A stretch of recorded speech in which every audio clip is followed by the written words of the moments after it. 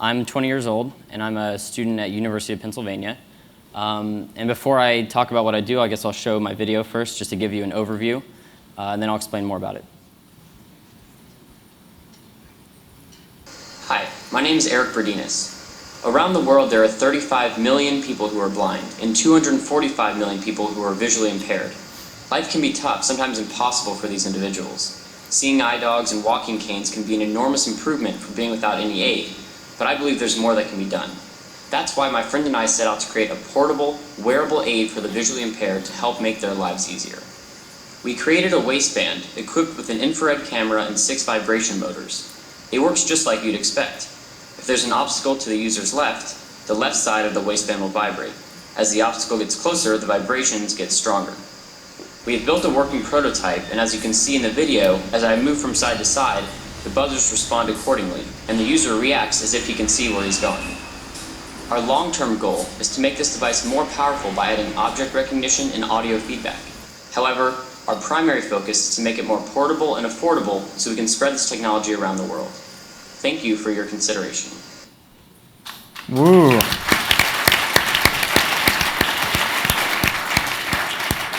So I entered this video part of the Google Zeitgeist Young Minds program, which finds 10 people from the age 18 to 24 to come to Google Zeitgeist and talk about how they're trying to change the world.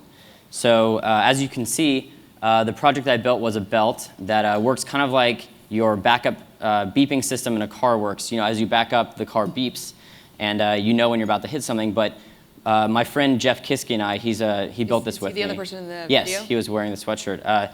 He and I decided, well, how can we take this simple technology and use it in a way that hasn't been done before?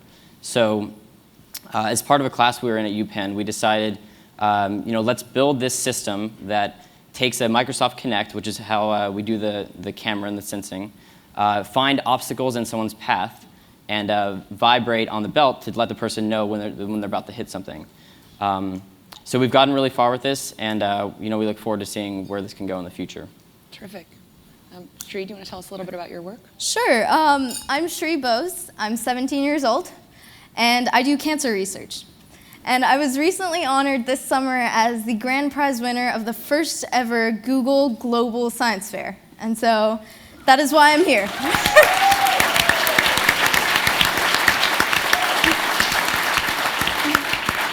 So just to tell you a little bit about me, the Google Science Fair is where I am at right now, but that's not at all where I began. My story begins with me as a second grader trying to turn spinach blue because I didn't like green vegetables. So my parents, being the wonderfully supportive people that they are, bought me this spinach plant, brought me a syringe and some blue food coloring, and I injected that plant with blue food coloring. And then I put it in a cabinet and forgot about it.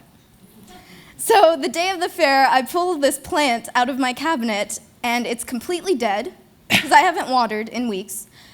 And I take that to school, and that's my first ever science project. So granted, I have gotten a bit more complicated from there, but when I was 15, I decided I wanted to do cancer research. And so I started emailing all of these professors in my area and asking if I could work in their labs. So this is me as a 15-year-old emailing professors at the highest graduate research level and just asking to work in their labs. And I got this long string of, if you didn't expect this, I got no's from all of them except for one. And she became my mentor. I started doing ovarian cancer research, and it's just been uphill since then. That's great. Scott? Wow, well, I'm feeling a little bit old and underaccomplished up here. Hardly. This past Sunday, I just turned 26. I'm the co-founder and CEO of One Earth Designs, and we develop products that improve the lives of people in emerging markets. So to give you an example of some of this work, the first issue I want to talk about is energy, which of course is all over the news, but I think that there are a number of stories that are still yet untold. And those are stories that are shared by about 2.5 billion people around the world who are living in very smoky, polluted environments like this that you see here in the picture.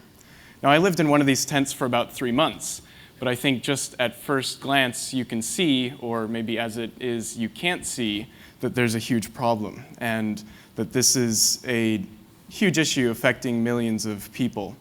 2 million people die every single year because of the smoke produced by the stove inside of their home. And it's also the biggest killer of children around the world. And I first got involved in this issue about 5 years ago when I was in Western China. And we were working with a number of communities at the time on environmental education. And they had a lot of interest in finding solutions that would better meet their needs. So there were a number of problems in addition to the smoke. Women would spend hours every day. Young girls couldn't go to school because they had to spend the time collecting fuel. And it's inaccessible, it's expensive, and it really causes a loss of opportunities. So there were a few different options available, and the idea of using the sun was something that was particularly interesting to many of the communities. There's a lot of sun available, as there is in many parts of the world where there's a lot of energy poverty. But the devices available to them were these big, huge concrete solar cookers that weighed 95 kilograms. You couldn't get them out to the places where people really needed. And if they broke, you couldn't repair them? Exactly. And they usually did break in about 3 months, so after which people would repurpose them as a gate for their yaks. Enterprising, but not the problem you were trying to solve. Indeed. So at least at one point, people were starting to feel some ownership over the technology. But people really wanted something that was lightweight and portable. So we looked around the world to find, well, are there ways of using sun that's lightweight and portable? And we tried one of those technologies. It's made from cardboard, and it takes several hours to cook, if at all. And on the next picture, you'll see that one of the best uses is the goat found it to be a pretty desirable snack. So I think that this is a problem that's illustrating something seen around the world where you have a lot of technologies in places where there's a lot of price sensitivity. The people have usually very rigorous and extreme needs for the technologies that just simply don't meet their needs. But yet these are products that are targeted as something to lift people out of poverty. People didn't feel good about using them. And so we started to work with the communities who had come to us in brainstorming different ideas. And then we came up with a few different prototypes. We'd test them, get feedback, find that it was too big, too heavy, too small. And what we ended up with, now coming up to this month, is a product that is lightweight and portable. It's the first one that can provide cooking, but also heating, as well as generating electricity from the waste heat. And it's something that the users are really excited about. And it's a case where it really is all about the users. And it's a product that people are very excited to use, and it makes them feel better about who they are. And I think it satisfies the needs not only for energy, but also in providing them with something that fulfills their heart, their mind, and their soul. And gives them the dignity of having actually been able to be part of the design process. Exactly. Which is often not the case. Exactly. And so in one case, let's see, some of our prototypes, one of the most complicated part was sewing. And so we made these prototypes in a workshop, brought them out to communities, and many of the women would say, "Oh, did you sew that?" We'd say, "Yes." She said, "I could do a much better job than you." So that's the kind of feedback that you want. Yeah. And indeed she could. Yeah. Eric, we've heard Scot and Shree talk about some of the challenges that they had to overcome, whether it was the 6 rejections until the 7th talisman yes, or kind of being able to accept that sewing was probably not where Scot added value. What were some of the obstacles that you confronted, and how did you surmount them? Well, I've always, found myself to be a tinkerer, someone who likes to build things. Like in high school, for example, I built a catapult for a class project. Did you catapult yourself? No, we actually didn't. So everyone came in, all the different teams came in with these, 1 foot high, 2 foot high catapults. But my partner and I, not wanting to be outdone by anyone else, built an 8.5 foot catapult. Overcompensated, right. So we actually couldn't even transport it to school without buying or renting a delivery truck. And even then. Were you old enough to drive? No, my dad drove. But, So life is a team sport. right. So it actually couldn't even fit inside the school building. We had to put it on its side, and it wouldn't work in the classroom, so we had to do all the demonstrations outside. Anyway, everyone's catapult threw their rock or whatever, a few feet, and ours, didn't throw it at all because it broke and it didn't work. So, just going through this process and learning that you can build something and have it fail has taught me a lot about the whole, design process and the whole trying and starting over. So for my belt that helps blind people see, at least for that project, every time there was something that could go wrong, it would go wrong. And I believe it's Murphy's Law that, it will. And of course, in the final hour when, we were about to present to our professor and to everyone else at the school, 1 hour before our presentation, it stopped working. We had no idea why. So we decided, last minute effort, let's jump on a subway and go to GameStop and buy a wire that the Kinect uses to connect everything, and hopefully this will, make everything work. So we got on the subway, paid $30, came back, and luckily, a few minutes before the presentation, we just plugged it in and it worked. So from those two experiences, I realized that no matter how hard you try, there's always going to be something that goes wrong. So whether in the end you fail or in the end you succeed, the process of building it and going through everything teaches you what it's like to build something on your own, what it's like to actually finally reach that end point of succeeding in your mission. And then it's an iterative process. Exactly. Scott was talking about the ways in which he's been able to enfranchise the communities whom he's hoping to better empower over their own lives. How have you thought about kind of that same paradigm and working with the visually impaired as you further refine your prototype? Well, so in creating this belt, we realized that people who are blind currently have no high-tech solution to navigating the streets. And when you're walking around, if you see someone with a walking cane, you know immediately that they have this disability, that they're blind or that they're visually impaired. So we aim to create something that actually filled this void of first having technology help people in need, and second, using it to create something that makes it more subtle, make it so someone who's walking around that might be wearing a belt, you wouldn't necessarily know that they're blind, you wouldn't know that they're at a disadvantage to anyone else. So in that way, we're trying to bring people who are blind back to a level where they'll be seen as normal. But at the same time, we realize that this type of application or this type of project could have many different uses. So for example, firefighters who are walking through buildings with smoke, if they have something like this, they can see obstacles by feeling them. They can give them a 360 view. Exactly. Or miners can know when they're about to run into something if it's dark or if it's cloudy. So this type of seeing without really seeing could really go it's a much broader application. Right. Shree, you talked about sort of how you found your mentor. Could you talk a little bit about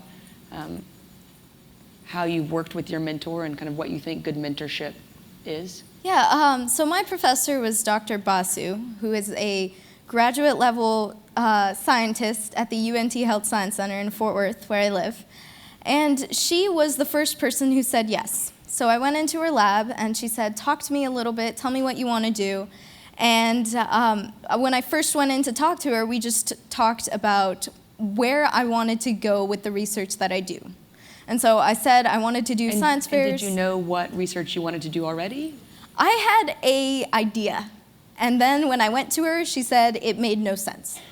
You have to start with the hypothesis. Exactly. So when I first went in, she said, you're going to have to do background research. So the library became my third home, the lab became my second, and my home was barely occupied. So when I started doing background research, I was put with a graduate student who was supposed to guide me and make sure that I didn't injure anybody or damage the lab in any sort of permanent way. And I just started working in the lab under my designated supervisor, and my mentor was there to always look at my results, tell me whether my presentation was good and I could follow a coherent flow or whether it made no sense, and I could redo it. So the research that I actually did that won me the science fair was about ovarian cancer. And I actually have a slide of some results that are pretty interesting. And I worked with drug resistance. So basically, we were looking at cells that were no longer responding to a chemotherapy drug.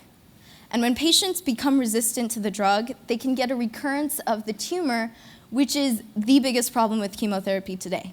And so we were looking at those resistant cells, and we thought that this one protein in the cell called AMP kinase had something to do with those cancer cells becoming resistant to this drug called cisplatin. So to test that, we basically stopped the activity of the protein and then treated with the drug and checked to see if there were any differences in sensitive versus resistant. And if we see differences, then that means that this protein is doing something pretty interesting in those cells. And if we don't, well, that doesn't mean that much, but then you call it science. So we were looking at sensitive cells, and these are actually stained dying cells. So if we see those little dots, that's each one cell. And so in our sensitive, we can see that when we first treat with the drug, they're responding, they're dying.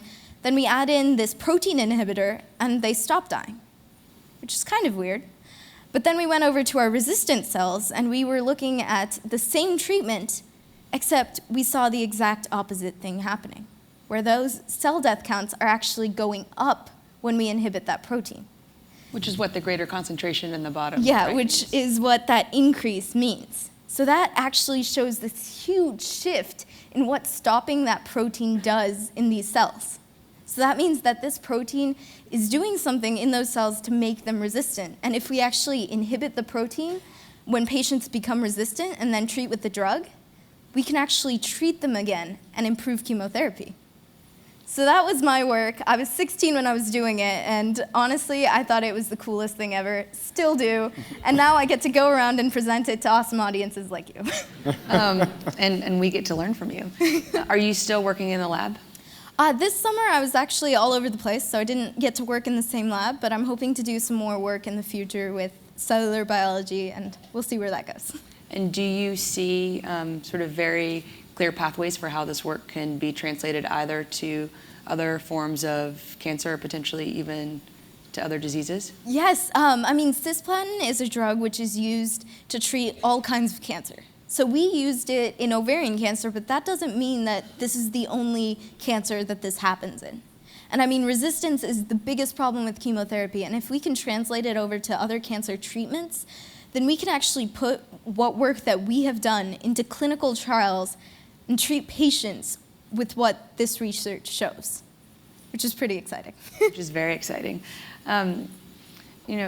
Scott, since you are a little bit older, though not as old as I am, have you already begun to mentor people, either at your organization or through other organizations you're working with in the field? And how do you think about mentorship from a slightly different vantage point? Yes, I have started to mentor some, actually through the Clinton Global Initiative University. So for the past 2 years, I've been a mentor to other university students who had applied with their ideas, mostly in social entrepreneurship or energy. And then it's been a real great learning experience for me to hear what's going on in energy issues at campuses. And then I think it's interesting to see where there can be exchanges between the work I'm doing or people that I happen to meet at conferences like this. And I find it a really great opportunity to give back. And I think it's something that I've been very fortunate to have found in my own experience getting to this point. That's great. In our last few minutes, I think I at least would like to hear, and I imagine the audience would like to hear, sort of what's next for each of you in the lab or in the field, and how we can best help you do that, whether that's write a letter of recommendation for college or connect you to other mentors or mentees. Well, I guess I'm going to be continuing to work on my project. And like I said, the idea is to make it something that's subtle, something that when you wear it, you don't necessarily know that someone is blind. But as you can see in the video, it's kind of this like clunky looking device. So throughout the next semester... So maybe there's some people in this room who can help with the aesthetics of it. Right. So I'm actually looking for an organization to help mentor my partner and me, someone who can like really invest in our creativity and help us grow this product, someone who's not, who's willing to take on, young workers and maybe help us help them with their stuff as well. But I guess the biggest thing is, having these opportunities to create projects seems to be the biggest thing that's motivated me, going on in computer engineering at Penn. So any type of school project that has, or school class that has its project-based learning, where at the end you're actually creating something, that's where I see my future is just building something or finding a problem that technology has yet to solve and solving it with technology. So for example, Penn has a bunch of hackathons where it's a 48-hour event where they have students just come together and build something. It doesn't really matter, a website, a mobile app, whatever it is. So what these projects do is it inspires a lot of people to be creative and to actually build something on their own. So no matter if they fail or if they succeed, they'll have done something. Yeah. So, like for example, there's one a few weeks ago. My friends and I thought, okay, well, what can we do? Just what's some sort of funny idea? And we thought, let's say you're watching a YouTube video. I know this is kind of random, but let's say you're watching a YouTube video and you want to find out what parts are the funniest. So for this hackathon, we built a website that analyzes your facial expressions and tracks over time which parts you're smiling at the most or which parts you're laughing at, so that by the end of the video, you can actually see, this was the funniest part of the video. Or over time, everyone who's watched this video agrees based on their laughing and their smiles, this is the funniest part. So maybe you should talk to Ariana about how to help her with her culture work. Shree, what's next for you? Okay, I'm going to kind of make a tangential point, but I feel like I can't talk about my future without acknowledging a few of the amazing people in my past. So, of course, I have my parents and my teachers. And your mom is here. My mom's here. Hi, Mom. And my mentor, but somebody who I probably don't mention often enough is my brother, Pinocchi, who is 2 years older than me, but he has the wisdom of 20 years older. And he was actually the first person who got me interested in science. And I have a quick little story. We were looking through home videos the other day, and we saw this video where we're both toddlers, and I'm running around in the sprinklers. And all of a sudden, I decide to crash land on my wobbly legs, and I just fall down and start crying. And he runs up behind me and picks me up and makes me stop crying. And granted, I'm not a wobbly little toddler anymore, but he's always been there throughout my entire life to pick me up when I've fallen down. Oh, wow. So for the future, I would have to say more tools, because my story starts with just clicking send on Gmail. And so who knows where somebody else's story will begin. And so I have a lot of great people, and hopefully I can continue to have those people in my life. And I'm looking forward to where we end up. A very good place, I have no doubt. And Scott?